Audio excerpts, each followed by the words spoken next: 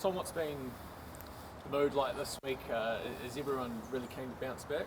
Yeah, it's just a mood to learn, really. Obviously, last week was something that can go one or two ways. You can either look badly on it, or you can take it as an opportunity to get better and learn. So, when something like that happens at the start of the season, luckily we've still got time and we can make those changes and move forward with it. So, yeah, I see it as a real positive. Obviously, it's not what we wanted, but it's a really good opportunity, and hopefully this week we can come out there and show what we have learnt and continue to do that for the rest of the season. How difficult and how fine are the margins in those games? Someone might look from the outside and go, 6 straight titles for the Crusaders, but I mean, especially a team like the Chiefs and how tough are those teams to get over? But you look at the last 6 titles and none of them have been easy, and that's probably what it shows. Everyone we've had to work for and we've had to dig deep and earn. And it's going to be the exact same this year. Every week you have to show up in this competition and earn a victory. It's never given to you. So we know that, and it's just a nice reminder. What are distractions there? Because they generally tend to pop up in World Cup years. I mean, how are you guys staying focused with, obviously, we get a lot of guys looking to get on that plane to the World Cup, and obviously the noise around Razor potentially being the next All Blacks coach as well.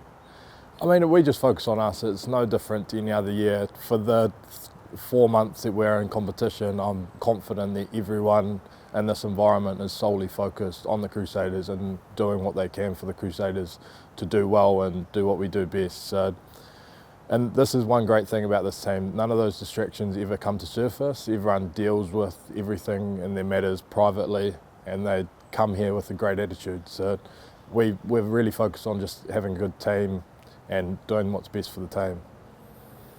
There's a few of you that are on the cusp of All Black selection. How do you manage that in a World Cup year in terms of putting your best foot forward?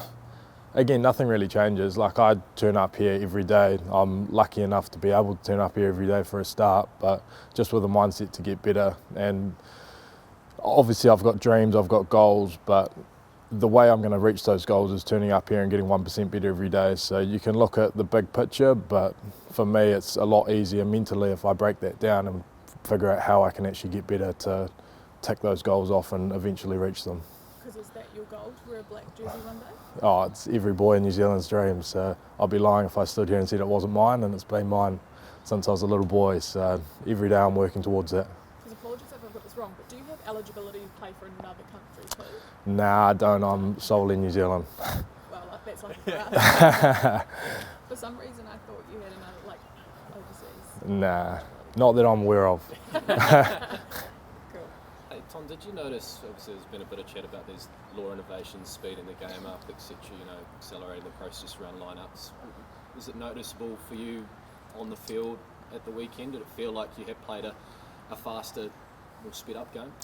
I'd say at times, predominantly the game is still the same. Probably the one time I did notice it was watching other games. So as a spectator, I found it probably more exciting and faster paced to watch. But funnily enough, out there we still had our processes to control the game and be able to do things the way we wanted to do things. So yeah, as a player I found it really good to be out there, maybe a little bit faster, but more as a spectator I actually really enjoyed it. What did you make if you were watching the games? Obviously played in the one of the tap and go, sort of coming into fashion with the attacking option there. It's exciting. I mean, it just adds another dimension and another thing to kind of be aware of when you look at a team and the threats that they bring. So it's just another thing that we've got to be prepared for. And obviously just on the Highlanders, Highlanders really battered at the weekend. You always anticipate a response from a team like that when you're coming off such a heavy defeat? Yeah, I mean, but it's the same for everyone. We can look at it the same way for us. There's 2 motivated teams this weekend, and there's 2 teams that are going to give it everything. So it's just going to be another great spectacle for Super Rugby and ultimately the fans. So hopefully we can deliver on that and the fans enjoy a really good game of footy. How much did it sting when you look at the stats providers had after you played the Chiefs? There's 49 missed tackles. I mean, I know they do vary at times, but when you look at that, does it really sting the Crusaders? Because we know you just have usually such good tight defence.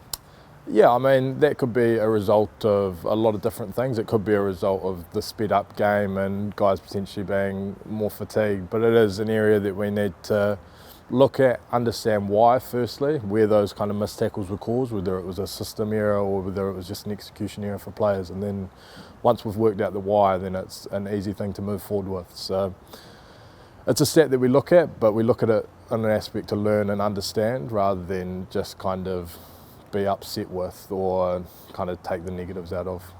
So who drives the conversations around that? Is it still Scott? All our coaches own those different areas, so Razor oversees and provides his insight where he needs to, and then Tamati Allison is our key defence driver and defence leader. So a lot of them, although the conversations come from anyone, specifically for me anyway, those are the two faces I'd look to if I had something to do with my defence individually. And Tom, I know you're pretty close to Cullen. Mentally, just how has he been? I know he's scans and surgeons, etc. But have you checked in and on a mate there? Yeah, of course I've checked in on a mate, and obviously I care about him on a deeper level to the game as well, as a friend. So, I mean, you just look hoping for the best for him, and still not sure on what the go is, but we're just hoping that he'll be able to get back onto that field and do what he does best, because you guys will see as spectators, when he's out on the field, he makes a real difference. So we're just hoping we can get back out there as soon as possible.